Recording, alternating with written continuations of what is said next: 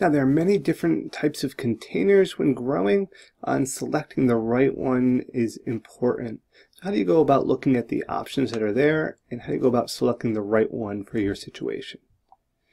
Well, there's many factors that come into play. As we see here, looking at many different colors, you want to consider what else is in the room, what size is the room, what are the other room colors. Just the same thing comes in when selecting a container. You want to be thinking about what type of plants we're growing, what size are they going to be, what are we looking at for convenience, what are the costs, what's the availability, what's the size, the shape, the color, stage and plants, the material, and are we growing in large beds.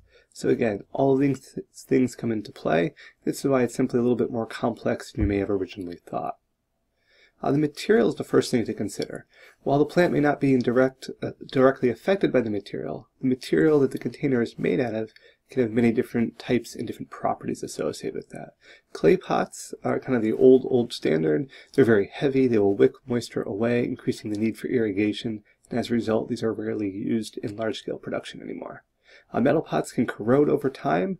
Wooden pots, sadly with wooden pots, they can break down over time or degrade. They can also harbor disease and when used for multiple cropping cycles. As a result, the main focus here, and the most popular, of course, is plastic pots, due to their lightweight, ease of storage, long life, and reduced moisture loss.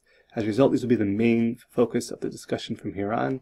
They have rigid and grow bags, both fall under the plastic category. Just want you to be aware of some of the other pots, but plastic by far is going to be the main focus here. So convenience. Some growers use what they can easily find. Oh, what's on the shelf? What do I have some extras of? Sometimes this is what's free, or what they can wash and clean the containers before use. However, this leads to issues with consistency. Having different pot sizes and different shaped pots reduce your efficiency, so overall cost savings is minimal. Give the example, if you have a very small pot and a very large pot, and you're both trying to grow a plant in those, they have very different watering requirements. You could miss one, need to overwater one, and this creates just that lack of consistency, that lack of efficiency in your grow operation. We also want to be looking at the cost of the container. And while the cost will depend on many factors, typically the thickness and size of the containers are typically the driving force behind the cost. We can reuse plastic pots after a good rinse and wash down, so this can vastly impact your long-term container budget if you're able to reuse those. Keep in mind also the cost of shipping when comparing containers. Some people cause free shipping, some if you order over a certain amount, so you want to keep the shipping cost as also a factor in the total cost of that container. So you can see there's a lot of little different puzzle pieces when it comes to putting together the final cost, but all these must be considered so you get the true, accurate assessment of the final cost. The availability. What can you get now? A lot of growers kind of wait to the last minute and then want to buy something, and that can run into some issues. However, you should select a container that is the best fit for your growing operation, not just what you can get now. Do not change just because the one pot or the one container that you're looking for is back ordered. It's often back ordered for a reason. It's typically a very popular pot, and you want to plan your grow around that. Just want to go, oh, that one's back ordered. I'll just go with this one, and I'll have a run of those size pots or those type of pots. Again, keeping everything efficient, keeping everything consistent is very important, and get away from just kind of ordering late and getting what is available now. And if back ordered just a little bit, it's potentially worth the wait to keep your grow operation efficient as possible. The size of the container. So size does in part relate to the age of the plant. Most growers will simplify and use three main sizes. Small pots at 4 inches to 1 gallon are typically used for clones. Medium pots are considered about 3 gallons, and they're for the early part of the vegetative stage. Then when you transplant into flowering or into final stages, 5 to 10 gallon pots are for the main grow and flowering phase to maximize yields. Most growers are using about 7 to 10 gallon pots. Some may even go larger. For mother plants, some people use 10 gallons or sometimes even larger pots for that instance.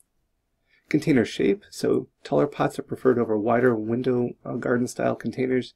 So kind of want our pots to be taller and thinner than kind of this long appearance here.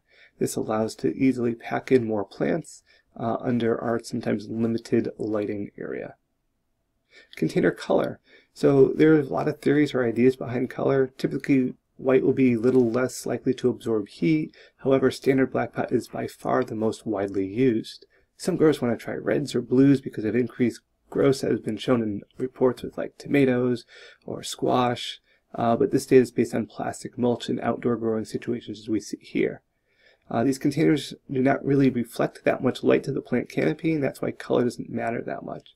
Here in the outdoor grow situation, we see the sunlight coming down, reflecting this large area of light up at the plant. Looking down at the light that may hit the pot and reflect it up to the plant, well, it's just basically the rim. So that color is going to have a very minimal impact on the plant growth.